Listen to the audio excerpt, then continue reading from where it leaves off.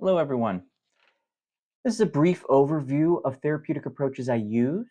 This can be used as a tool if you're new to therapy or if you're just not sure what kind of therapy you're looking for. So, most important part of therapy is first finding a therapist you're comfortable with. It really doesn't matter what approach they use. If you're not feeling safe, comfortable, or enjoy your therapist, therapy really doesn't work well usually. So, it's important first to think about what kind of therapist you're looking for. Sometimes we're looking for maybe working with a man or a woman. Other times we might feel more comfortable working with somebody that's slightly older, or we might want someone that can relate to maybe our background. Maybe we grew up in a more rural area, and so we'd want somebody that we can feel most comfortable with. Or you might just be looking for a good looking, charming therapist. The therapeutic approaches that I do involve cognitive behavior therapy, EMDR, internal family systems, Gestalt therapy, couples, which include Gottman method, and more Imago or emotion focused therapy. CBT. CBT stands for cognitive behavior therapy. This approach focuses on your thoughts and belief systems. If we can change your thoughts and belief systems, we can change the way you feel and the way you then behave. Pros of this would be that it's more structured, it's more goal oriented, it's much more measurable. We look at baseline and then we can measure how we're progressing through these skills. Incorporates a lot of practical skills, skill building. It focuses more on the present and how our current beliefs are showing up. And for people that don't want to spend long periods in therapy that require a little bit more insight, reflection, this is not as heavy an emphasis on the insight and really needing to reflect and connect to emotions as much as really connecting to where our thoughts influence our emotion. Some drawbacks here is it can be a little rigid. It can be very structured and sometimes limited in our ability to really explore. One of the strengths is also maybe one of the drawbacks, which is that it's a little less interested in emotion and how that influences your driver as far as or drives your experience. It's less interested in relational patterns as a whole, but more the thoughts you have in your relationships.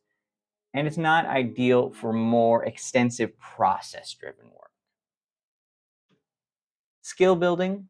Skill building is a big part of CBT and solution focus. This is looking at what's the problem, how do we get to the solution. This is really quick, practical skills. It's more future oriented, so it's more prep and prevention of problems in the future. And it's really good for more short term work if we want to keep things very brief in the work that we do together. Some of the drawbacks to solution focus can be that there's less focus on maybe more deeper emotional work. It's much more general in its application. These are skills that we use for many situations instead of diving deeper into specific situations. It's not always applicable for more emotional issues that can have us be stuck or blocked or address more deeper issues like trauma. And also, it takes practice, meaning there's homework. You do need to practice these skills over and over again to hone them and have them come naturally. EMDR. EMDR stands for eye movement desensitization and reprocessing. Some pros of EMDR is it's highly effective for trauma, PTSD. It is less focused on very extensive reliving of trauma. There is some of that, but it doesn't go to the same element as some of the other therapeutic approaches that we use. It can get faster results, especially for more single trauma versus what's called complex trauma, many traumas. So it's very good for single trauma, but can be used for more complex trauma. There's a very clear protocol. There's phases. Much like CBT, It is more measurable and very manualized. It targets root memories, meaning that it gets down to more root cause of issues we're having and hopefully resolves those in a way that more current problems aren't triggered. It's strength based, so it definitely focuses on reframing and installing positive belief systems. So, some drawbacks is it can be emotionally intense. It is a kind of fast tracked version of therapy in that we really get into very deep rooted issues very quickly. Requires very specific training, less research outside of PTSD. So, PTSD or trauma is really where the heart of research has shown benefits of EMDR. It is used for a multitude of conditions, but that's where we see the most evidence of it being effective. It's not always tolerated by everybody. It sometimes can be too intense, and other people either aren't, they don't find it relatable, they don't really connect to it. And so sometimes we just find it's just not the approach for everybody. It can also have kind of a fragmented process. As we go in, we might find that there's other areas that we want to focus on that are more deeper rooted. We look at beliefs that are actually feeding other beliefs. Gestalt. Gestalt is the backbone of how I work. Gestalt therapy is really focused on a holistic approach to therapy. There's a lot of emphasis on the present. There's a lot of emphasis on authenticity and our relationship, the way we work together. Okay. There's also focus on emotional expression, personal expression, and with that, self responsibility. Responsibility, once I actually identify what are my actual needs and wants, we focus on patterns, relationship dynamics. Those often will show up in our work together. Has a big emphasis on your experience, how we're experiencing things instead of just the insight and intellectual process. We want to get into our bodies, into our experience, and have a more holistic look at what's happening. It can be paired well with just about any other approach, which is why it's always in the background of any work we will do. Some drawbacks to that is pure Gestalt therapy can be more confrontational. So, a lot of our work together is me really telling you, here's my experience with you.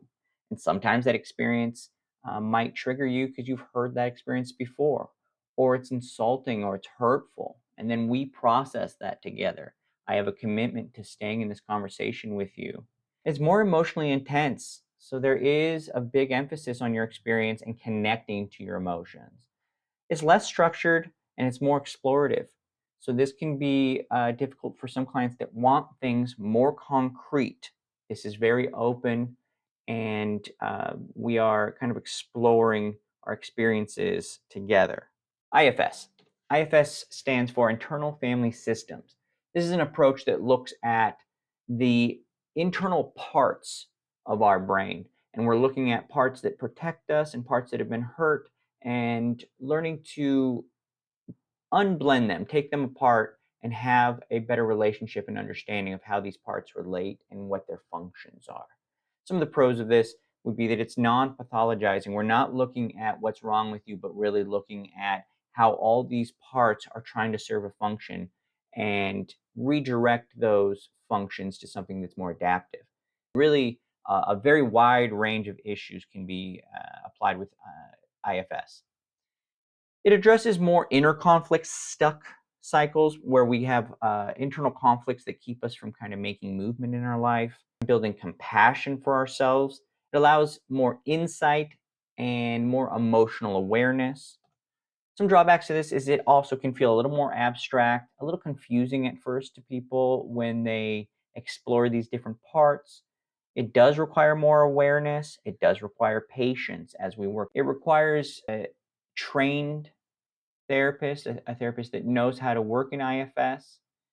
It can feel more intensive or difficult, and it has far less structure than something like CBT that we covered at the beginning.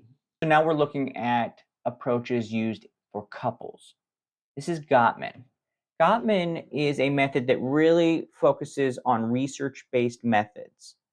Okay, so it looks at what methods do we know works. Some of the pros is there's decades of research with the Gottman method. It's measurable, much like CBT. We can look at baseline and really measure as we learn the skills. It provides practical tools that we can use outside of session to help strengthen the relationship. It provides structure for how we communicate and how to get out of gridlocks in our relationship. It can be used with several other modalities, and it's great for initial interventions. When we're really lost in our relationship and we first come in, it builds a good foundation of skills for us to work from. Drawbacks here would be there's some less emphasis on really some of the emotional depth sometimes. We do cover some emotional depth with Gottman method, but not to the same level as maybe other approaches. There's less emphasis on attachment or trauma, and it doesn't always address underlying issues as extensively as some of the other approaches. Imago or EFT, these are two approaches that focus more on our emotional awareness. There's a high emphasis here on safety, connection, and attachment. This is covered some in Gottman, but this has more emphasis on internal experiences and issues with how we attach. Okay, this explores more long-term emotional patterns and has a high focus on empathic dialogue. So some drawbacks to the work is it can be a little less structured than something like Gottman. So it's a little less concrete. It can be difficult for some couples to tolerate empathy, which is where we might create more of a foundation before we get to this kind of level of processing. And it can be difficult for some couples that are more interested in a very intellectual processing. So there's several other approaches. This was not an exhaustive list. Here is some just honorable mentions. There's ACT therapy. This is acceptance commitment therapy. This really incorporates many approaches, is more focused on flexibility, resilience. There's somatic processing, which is a high focus on really connecting to our body. There's DBT, dialectic behavior therapy. This is kind of an offshoot of CBT, and this works more with the distress tolerance that's related to trying to do CBT. Client-centered or person-centered therapy is really an approach you'll see most therapists have in the background of any work they do. This is focused on really you and us having a very positive, affirming relationship with you. Psychodynamic is focused more on unconscious processes. It's a lot more extensive. It's a very long-term therapy, and it really requires a well-trained therapist. I don't use in-depth specific psychodynamic work. And then emotional efficiency therapy. This combines also many aspects of therapy and combines it into one cohesive approach that really works on regulating and understanding our emotions, kind of enhance how we relate to ourselves and others. All of these approaches have a lot of overlap, and there's no one perfect approach. So if you have any questions, feel free to leave comments here, and you can go to my website and contact me and ask any other questions you might have. Thank you for listening.